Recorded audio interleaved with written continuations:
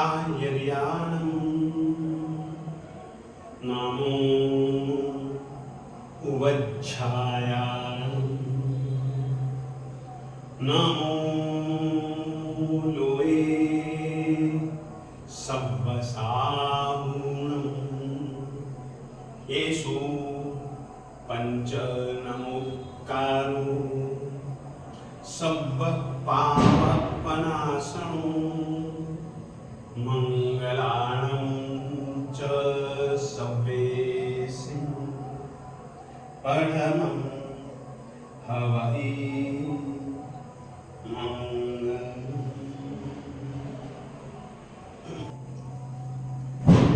चत्तारि मंगलम् अरिहन्ता मंगलम् सिद्धा मंगलम् साहू मंगलम्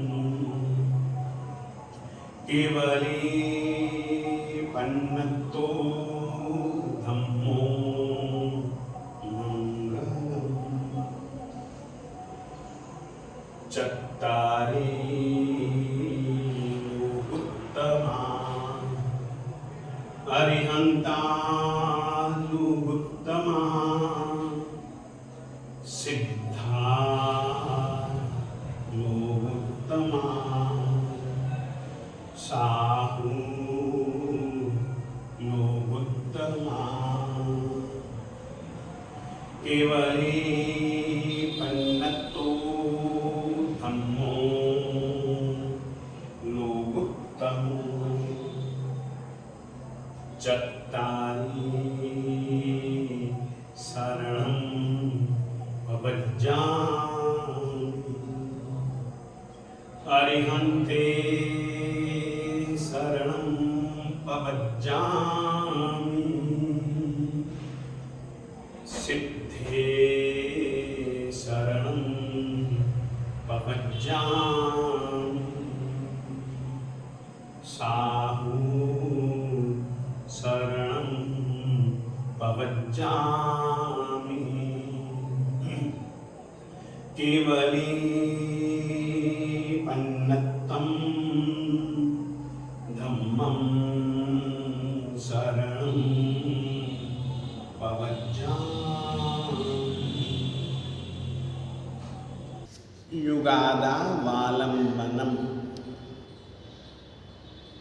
युग के आदिकाल में जिनेन्द्र परमात्मा श्री आदिनाथ स्वामी जी के श्री चरण आलंबन स्वरूप थे।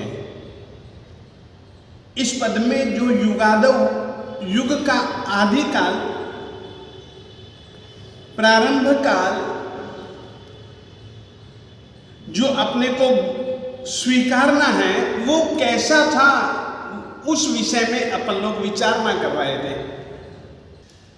वैसे तो एक बात तुमको मैं सामान्य तौर पर कह देता हूं, भक्तांबर स्तोत्र के पहले श्लोक में जिनेन्द्र परमात्मा श्री आदिनाथ स्वामी जी के श्री चरणों के जो विशेषण हैं वे 3 हैं, और उन तीनों विशेषणों के पहले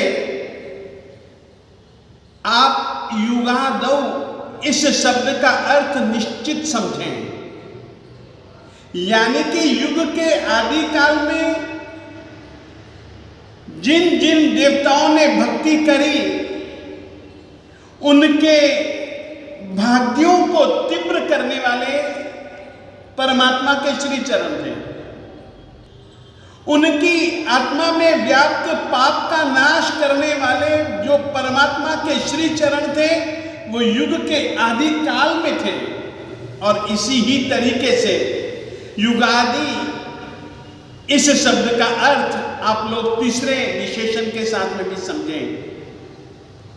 पहले श्लोक में सम्यक शब्द ऐसा है, उसको भी आप इन तीनों पदों के साथ में जोड़ सकते हैं। ये संस्कृत की एक अपनी विशेषता है।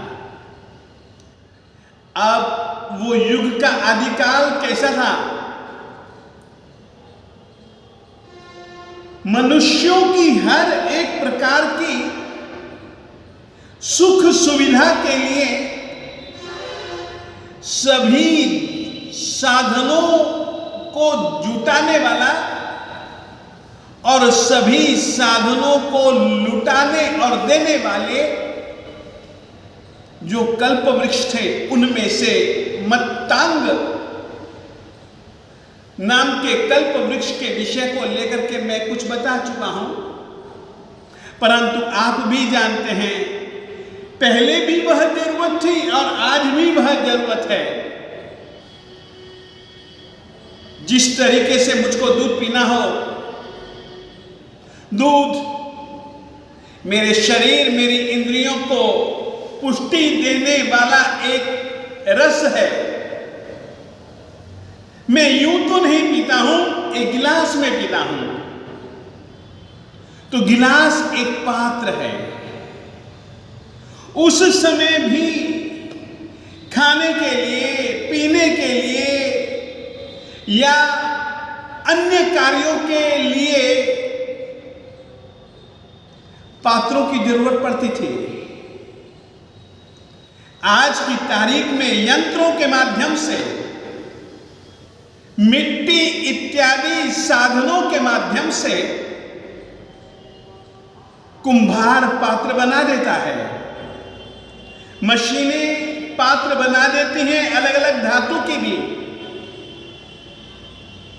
परंतु उस समय पात्र बनाने वाला कोई नहीं था।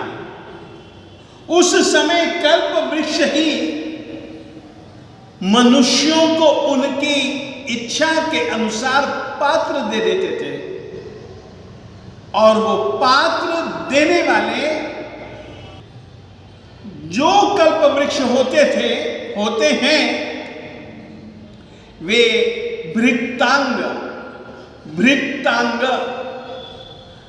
नामक कल्प वृक्ष कहलाते हैं। तीसरे एक पात्र है त्रुटितांग। जैसे आज की तारीख में जब कभी इच्छा होती है तब आदमी बाजे सुन लेता है, वादिंत्रों की ध्वनि के साथ में गा भी लेता है, परंतु वादिंत्र चाहे तबला हो, चाहे मृदंग हो, चाहे वीणा हो, चाहे बंसुरी हो इत्यादि, न जाने कितने कितने प्रकार के वाद्यंत्र आज की तारीख में उपलब्ध हैं, आज की तारीख में बनाने पड़ते हैं। व्यक्ति अपनी अपनी रुचि और अपनी अपनी इच्छा के अनुसार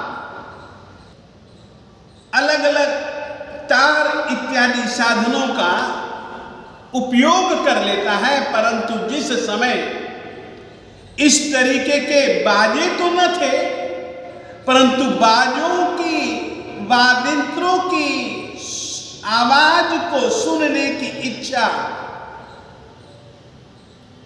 यदि उन युगलिकों के दिल दिमाग में पैदा होती,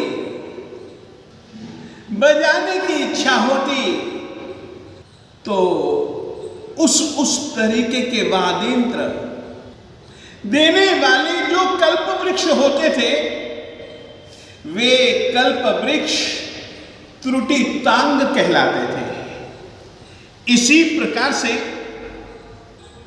चौथा कल्प वृक्ष है दीपशिखा।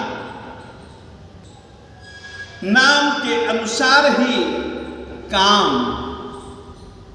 आज की तारीख में कहीं पर किसी भी गुफा में या किसी भी स्थान विशेष पर अपन लोगों को दीपक की जरूरत होती है, तो मिट्टी का दीपक या किसी भी धातु का दीपक, उसमें घी भरो, बत्ती लगाओ, दिया सिलाई का स्पर्श करवाओ, तो जाकर के दीप जलता है और उसके प्रकाश से व्यक्ति अंधेरे में भी पड़ी हुई चीज को देख सकता है। दीप शिखा बत्ती शिखा कहलाती है। जब कभी भी दीप या दीप शिखा की जरूरत हुई, उस समय दीपक की तरह, दीप शिखा की तरह जो कार्य करते थे, जो कार्य में उपयोगी प्रकाश की जरूरत होती, तो वे जो देते थे वो दीप शिखा नाम के कल्प वृक्ष होते थे। उसके बाद ज्योतिरंगा, मैंने आप लोगों को पहले ही कहा था कि उस समय की कल्पना करो जिस समय गगन में सूरज, चंद्रमा, सितारे तो थे मगर प्रकाश उनका न था। कारण ये ज्योतिरंगा, ये इस तरीके के कल्प वृक्ष होते थे जिनका प्रकाश इतना सघनभूत हो जाता था, उस समय युग के आदि काल में इतना सघन हो जाता था कि सूरज देवता का प्रकाश दिखता ही न था, चंद्रमा की चांदनी दिखती ही न थी। उनकी चांदनी से भी ज्यादा सुंदर प्रकाश, जिसको कि अपन लोग उद्योत कहते हैं, प्रकाश देने वाले सूरज के समान, चंद्रमा के समान जगत को हमेशा ज्योतित और द्योतित रखने वाले जो कल्प वृक्ष होते थे, उनका नाम था ज्योतिरंग कल्प वृक्ष। और उस समय उनकी बहुलता थी, इसीलिए उनका प्रकाश, उनके प्रकाश के सामने सूरज, चंद्रमा का प्रकाश, जैसे कि आज की तारीख में सूरज के सामने जुगनू का प्रकाश, उस समय ज्योतिरंगा कल्प वृक्षों के सामने सूरज, चंद्रमा इत्यादि का प्रकाश, सोचिए कितना वे तीव्र प्रकाश फैलाते होंगे। फिर है उसके बाद चित्रांग। देखिए, मत्तांगा से प्राप्त होने वाले जो रस, जो आसव, वो पूरे के पूरे शरीर और पांचों की पांचों इंद्रियों को पुष्टि देने वाले। दूसरे भृत्तांग उस रस को या रस जैसी और कोई खाने पीने की चीज हो, उसके लिए पात्र का काम देने वाले भृत्तांग नाम के कल्प वृक्ष। यदि इच्छा हुई बाजे बजाने की, बाजों की आवाज को सुनने की, तो त्रुटितांग, ये याद रखिए, ये श्रोत्र इंद्रिय के आह्लाद के लिए, श्रोत्र इंद्रिय के विषय की पूर्ति के लिए ये कल्प वृक्ष काम करते थे। फिर उसके बाद में दीप शिखा और ज्योतिरंग। प्रत्येक वस्तु के अगर हमको रंग रूप को देखना है, रंग रूप के आनंद को यदि लूटना है, देखने में, आज की तारीख में देखने के लिए जिस तरीके से सूरज, चंद्रमा का प्रकाश, दीपक का प्रकाश उस समय देखने के लिए, यानी कि चक्षु इंद्रिय के विषय के लिए एक दीप शिखा और ज्योतिरंग, ये हमारे। अब उसके बाद में चित्रांग। शरीर में एक इंद्रिय है जिसको अपन लोग सामान्य तौर पर नाक कहते हैं। नाक का काम है धरती में, धरती की वस्तुओं में न जाने कितने कितने कितने कितने कितने कितने प्रकार के गंध हैं, खुशबुएं हैं। फूल भी तो अनेक तरीके के हैं, फूलों से व्यक्ति उस तरीके की गंध को ग्रहण करके तृप्त हो जाता है। उस समय न तो कोई इत्र थे, उस समय तो केवल फूल थे, और फूल भी विविध वर्णी, पंचवर्णी, अनेकों रंगों के फूल, और हमेशा महकते रहने वाले फूल।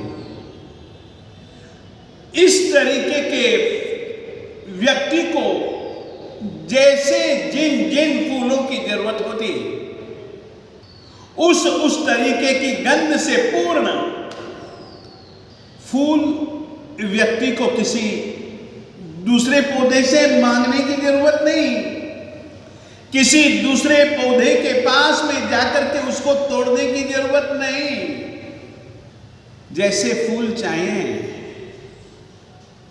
उस तरीके के फूल गंध के लिए नासिका, घ्राण इंद्रिय की विषय की पूर्ति के लिए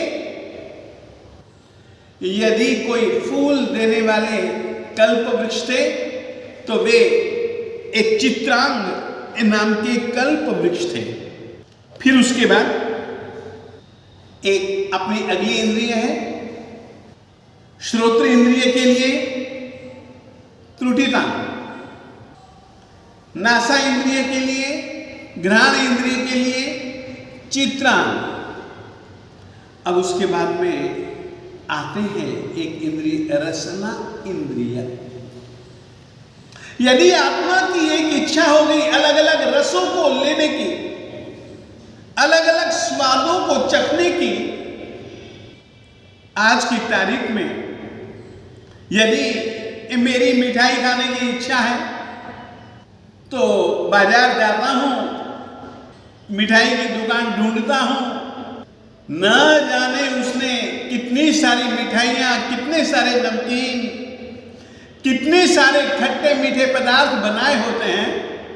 मैं अपनी रुचि के अनुसार रस वाले पदार्थ को खरीद लेता हूं और खा लेता हूं। मेरी रसना इंद्रिय को तृप्ति मिलती है, मगर उस समय भी उन युगलिकों के दिल दिमागों में कोई भी कैसा भी रस चखने का भाव हो तो वे चित्र रस नाम के जो कल्प वृक्ष होते थे, वे कल्प वृक्ष उनको अलग अलग तरीके के रस वाले पदार्थ, भोज्य हो, पेय हो, वे सभी के सभी पदार्थ, और वे पदार्थ उस रस से भरे हुए वे युगलिकों को देते थे।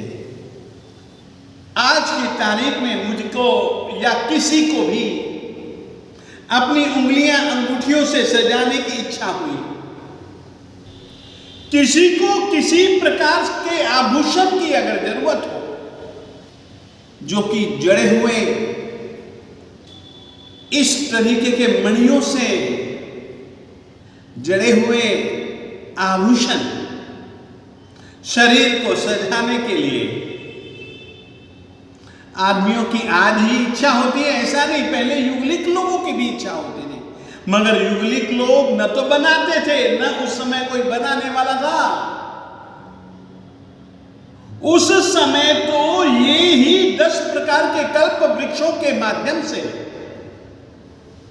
वे लोग अपनी जरूरतों की पूर्ति कर लेते थे। तो यदि आभूषणों की उनको जरूरत महसूस हुई तो वे मण्यंग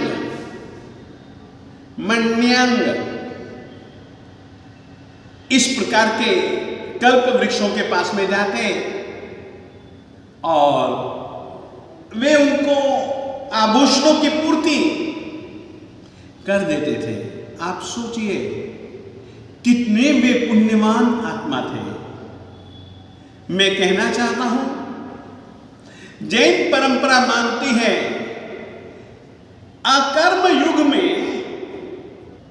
इस तरीके के पुण्यमान व्यक्ति पैदा होते थे जिनको न किसी भी प्रकार की जरूरत पूर्ति के लिए मेहनत करने की जरूरत, अपनी जरूरत पूर्ति के लिए न किसी भी प्रकार के धन व्यय की जरूरत, बस कल्प वृक्षों के पास में जाते और उनकी पूर्ति हो जाती।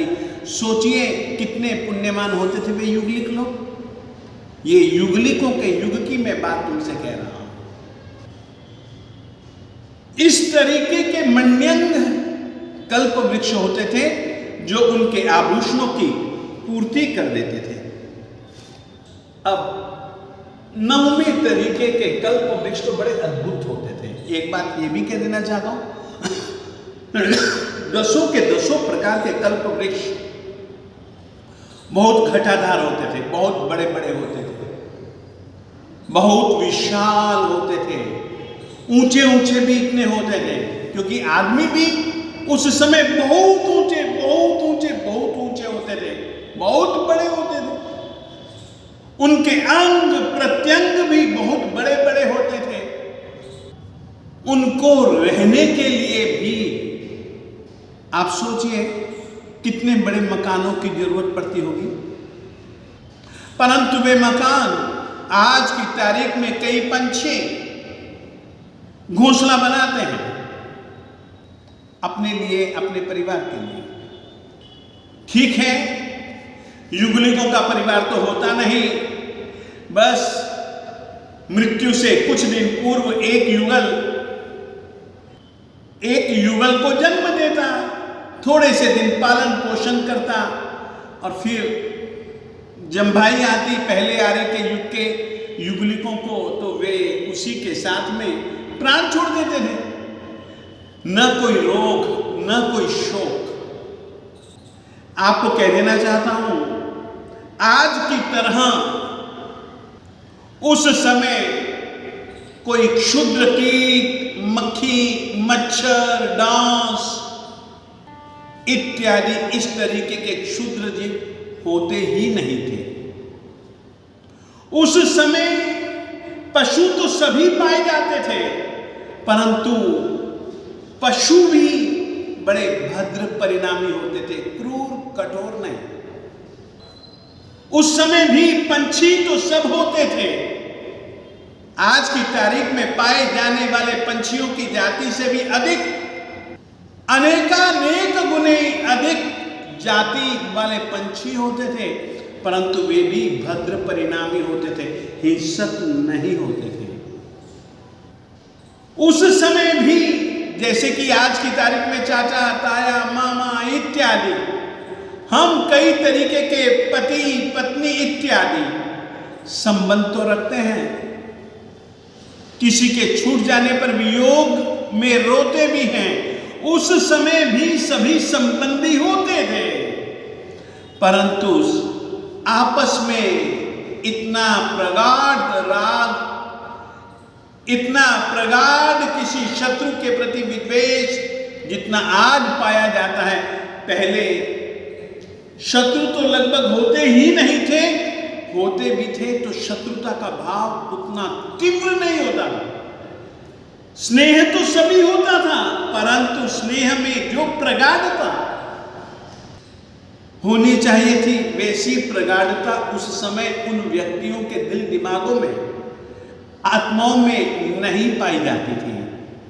युगादो पहले कभी एक इस तरीके का युग भी था। तब आदमी 6 प्रकार के पाए जाते थे। ये तुमको पहले आरे की मैं बात बतला रहा हूं, जिस आरे का नाम एकांत सुषमा। एकांत सुषमा कहो चाहे सुषम सुषमा कहो, एक ही बात है। एक बात कह दूं, आरो के जो 6 नाम है ना, उसमें 2 शब्द अधिक हैं, सुषमा और दुष्मा। जैसे कि पहले आरे का नाम सुषमा, एकांत सुषमा, सुषम सुषमा, ये पहले आरे के नाम है, एकांत सुषमा और सुषम सुषमा। सुषमा यानी कि सुख, एकांत सुषमा यानी कि सुख ही सुख, सुख ही सुख, सुख ही सुख। कहीं पर भी किसी भी प्रकार का दुख का नामो निशान नहीं, लवलेश नहीं। इस तरीके के पुण्य राशि को संजोई हुई आत्माएं उस समय पैदा होती थी, परंतु अवसर्पिणी काल था और अवसर्पिणी काल में यानी कि सुख की पराकाष्ठा, सुख का अंतिम शिखर,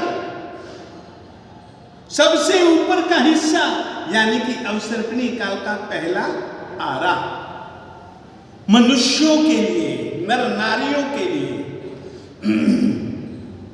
जो परम सुख हो सकता है, वैसा परम सुख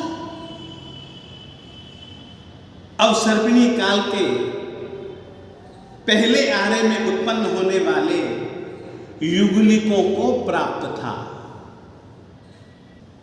उस समय भी जंगल होते थे, और केवल कल्प वृक्षों के ही जंगल नहीं, कल्प वृक्षों के अतिरिक्त उद्दाल, कुद्दाल इत्यादि, नृत्यमाल इत्यादि कई कई कई कई कई कई प्रकार के वृक्षों के जंगल होते थे। उस समय भी अशोक लता, नागलता, चंपक लता इत्यादि ऐसी ऐसी लताएं होती थी। उन लताओं पर इस तरीके के फूल पैदा होते थे। हवा के झोंके से जब वे फूल धरती पर गिरते थे, तब वे सारी की सारी धरती को अपनी महक से महका देते थे। तब भी मणि इत्यादि, सोना चांदी इत्यादि धातुएं तो होती थी, परंतु उनका कोई उपयोग करने वाला न था। आप ऐसे एक परम सुखमय समय की कल्पना करेंगे तो वह आपको अवसर्पिणी काल का, जिस आरे में हम जन्मे, ऐसे अवसर्पिणी काल के पहले आरे की स्थिति का आप वर्णन सुन रहे हैं कि उस समय गेहाकारा, ये गेहाकारा जो कल्प वृक्ष होते थे, घर के रूप में होते थे, बहुत ऊंचे ऊंचे ऊंचे ऊंचे ऊंचे ऊंचे। इस तरीके के बहुत बड़े फैले हुए गेहाकारा घर के आकार वाले कल्प वृक्ष, जिनमें युगलिक लोग रहते थे, ऐसे गेहाकारा नाम के कल्प वृक्ष थे। आज की तरह ऐसे घर बनाने वाला कोई इंजीनियर है भी नहीं, जबकि उस समय वृक्ष ही ऐसे होते थे। वो गेहाकारा नाम के कल्प वृक्ष कहलाते थे। फिर अंतिम 10वां जो कल्प वृक्ष था, जिसका नाम था अनग्न, नग्नता को आवृत करने वाले, नग्नता को छुपा करके रखने वाले। आज की तारीख में हम लोग वस्त्र जानते हैं, कपड़ों को जानते हैं, तो इस तरीके के वस्त्र आदि देने वाले हैं, जिनको पहन करके आदमी लज्जा का निवारण कर सके, नग्नता दिख न सके। इस तरीके के कल्प वृक्ष को अनग्न नाम का कल्प वृक्ष कहते हैं। ये इन 10 प्रकार के कल्प वृक्षों का वर्णन स्थानांक सूत्र के 10वें स्थान में अपने को प्राप्त होता है। आप सोचिए, आदमी कितने सुखशील और कितना सुख भोगने वाले होंगे। पहले आरे में 6 तरीके के आदमी होते थे। अवसर्पिणी काल में लगातार लगातार लगातार काल काल काल काल काल सुख भी क्षीण क्षीण क्षीण क्षीण होता गया, और आयु भी क्षीण होती जा रही थी। सुख, वैभव, भी क्षीण होता जा रहा था। कल्प वृक्षों के फल देने की शक्ति भी कम होती जा रही थी। ऐसे समय पर अवसर्पिणी काल के आर्य का पूर्ण कालमान पूरा होते होते होते होते होते होते तो कल्प वृक्षों की संख्या कम हो गई, उनकी देने की क्षमता भी क्षीण हो गई। अब किस तरीके से दूसरे आर्य में, और मैं कहना चाहता हूं दूसरे आर्य की स्थिति थी तो ऐसी ही, परंतु उससे थोड़ी सी बदतर। पहले तो श्रेष्ठ थी, उससे कम कम कम कम कम होते हुए आप सोचिएगा 6 के बदले 4 प्रकार के नर नारियां पाए जाने लगे। वो किस तरीके से न्यूनता आई, उन बातों का वर्णन अपन लोग आगे कभी भी अवसर मिलते ही करेंगे।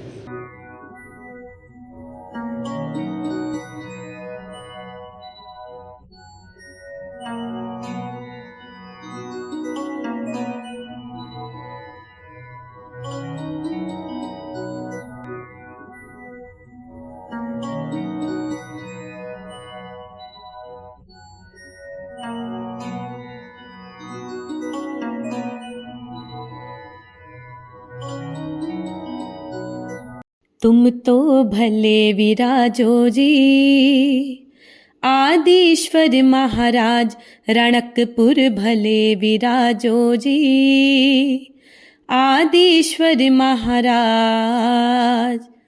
तुम जगनायक शिव सुखदायक लायक श्री भगवान, गायक निश दिन तुम गुण गावे हो, गायक निश दिन तुम गुण गावे सर्व गुणों की खान। तुम तो भले विराजो जी, आदिश्वर महाराज रणकपुर भले विराजो जी, आदिश्वर महाराज। आदि जिनेश्वर आदि नरेश्वर आदि सुधारक नाथ, युगला धर्म निवारक तारक हो,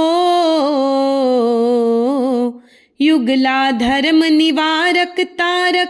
तार दियो निज साथ हो, तुम तो भले विराजो जी, आदिश्वर महाराज। अब तो बारी निकारो मेरी यह सेवक अरदास, आप सरीखा स्वामी मिलिया हो, आप सरीखा स्वामी मिलिया ना रहे दास निराश हो। तुम तो भले विराजो जी, आदिश्वर महाराज। अभिनंदन पर दुख भंजन मरुदेवा जसमाय, ऋषभ जिनेश्वर धर्म धुरंधर हो, ऋषभ जिनेश्वर धर्म धुरंधर धोरी लंछन पाए हो। तुम तो भले विराजो जी, आदिश्वर महाराज।